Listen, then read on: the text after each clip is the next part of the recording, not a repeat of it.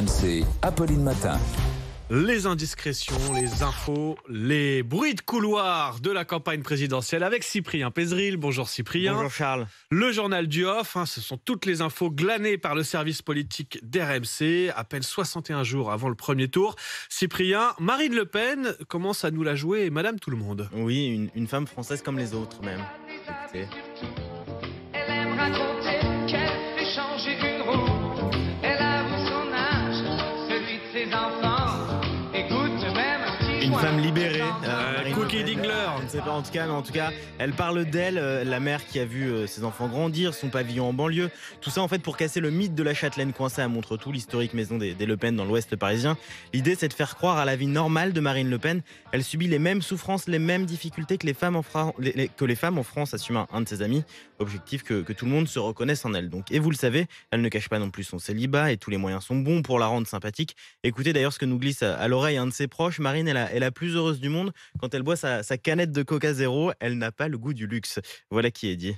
Ouais, j'aime bien aussi le Coca Zéro. Je sais pas si ça dit quelque chose de la personnalité. Et pour être proche des Français, elle ne cache plus ses souffrances et ses cicatrices. Comme lorsqu'elle raconte l'attentat dont elle a été victime en 1976 alors qu'elle était enfant. Elle en parlait encore ce week-end à Reims en meeting. Et puis il y a eu cet attentat. J'avais 8 ans.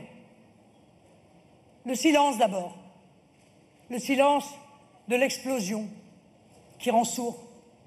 Puis la fumée, les voix qui appellent, les éclats de verre. Le sentiment de n'avoir plus rien sous nos pieds que mon petit lit d'enfant en équilibre dans le vide. Et puis la question, qui est mort? Qui est vivant? Voilà, vous le voyez, le récit est bien maîtrisé.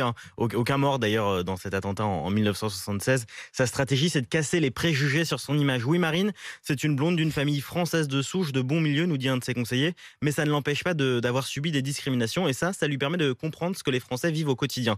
Et si Marine Le Pen est plutôt pudique, elle force sa nature avec un but évidemment. La présidentielle, c'est avant tout une rencontre, comme elle l'a expliqué hier soir sur France 2.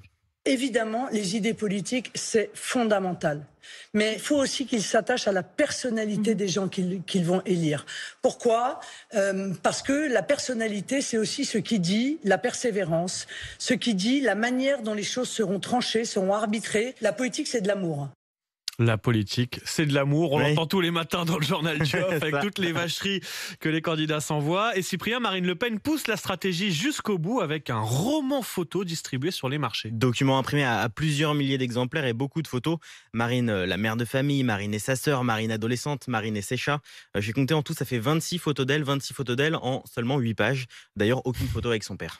Ouais, et puis à gauche, une question ce matin, Christiane Taubira va-t-elle maintenir sa candidature à l'élection présidentielle ? En tout cas, les tractations vont bon train à gauche. On peut se le demander, effectivement, puisqu'une partie de son état-major a rencontré des proches de Yannick Jadot dimanche pour discuter. Oui, mais de quoi ? Eh bien, l'entourage de Christiane Taubira reste flou, voire embarrassé. On me dit ce matin que la réunion ne s'est pas éternisée, qu'il n'y a pour l'instant rien à en tirer. Et on me rappelle qu'elle discute avec tous les candidats de gauche. Je viens juste de raccrocher avec Anne Hidalgo, me dit juste avant le début de cette chronique un de ses plus fidèles soutiens. Et puis ça, c'est ce qu'on nous dit du côté Taubira. Du côté Jadot, on ne se prive pas de quelques vacheries sur l'ancienne garde des Sceaux. Voilà ce que me disait encore hier l'un d'eux. Taubira, c'est une icône et le principe d'une icône, c'est qu'on ne la décroche pas du mur. Dès qu'on la décroche, on l'abîme. La politique, c'est de l'amour, disait Marine. Voilà, c'est ça. On continue sur cette thématique en attendant que Christiane Taubira poursuit pour l'instant son programme. Conférence de presse ce matin à 11h. Elle doit justement parler d'écologie. Et dans le même temps, Anne Hidalgo recherche des poids lourds. Elle a demandé à François Hollande de la soutenir en meeting, sans doute début mars, me dit un ami de l'ancien président. Les détails sont en cours de calage. Tous les soutiens sont bons d'ailleurs quand on est à moins de 5% d'intention de vote, même si cet appel à l'aide n'est pas apprécié par tous dans le camp Hidalgo. Certains ont mal digéré il y a 15 jours quand il ne fermait pas la porte à sa propre candidature. Confidence d'un intime de la candidate. On bosse comme des chiens jour et nuit avec ces petites phrases ici ou là.